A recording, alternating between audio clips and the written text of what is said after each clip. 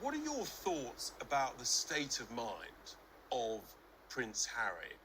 How difficult will it be for him to try and seek some form of reconciliation that he talks about, given what he's done?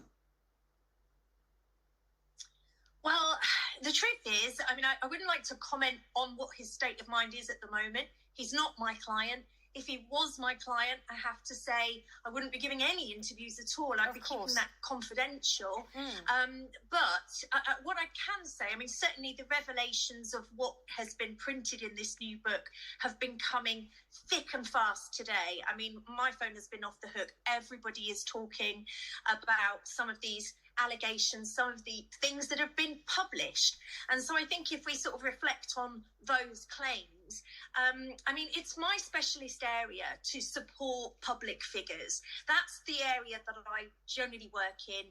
My company, Onset Welfare, we work with production companies around the world. We specialise in supporting people who live their lives or work in the public eye.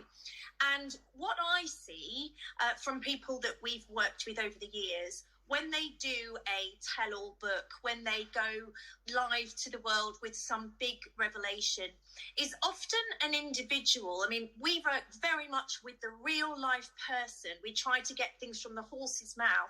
And what I often see is that there's usually been a very long time before this big moment, this big crescendo where it all comes out, where this person has privately struggled to hold a lid on perhaps some things that they desperately wanted to talk about, that advisors have said they shouldn't, or people have said to them that, should keep this all behind closed doors. So that's the only thing I can think, really. He will have known the impact of these revelations. How will he be feeling now? It's going to be all over the world's newspapers for days and weeks. I mean, how will they, as a couple, how will they cope with this? What will be the impact on them?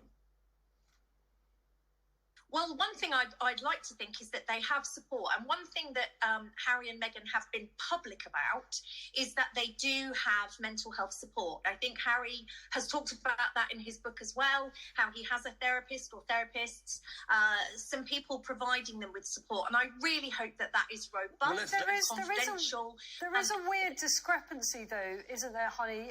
In the book, he talks about this extraordinary showdown with William, in which became physical. William allegedly knocked him to the ground, and the first person Harry says he called was his therapist, at the same time as having previously suggested that Meghan wasn't able to get a therapist because that wasn't the done thing in the royal family. How are we to reconcile these two conflicting narratives from him?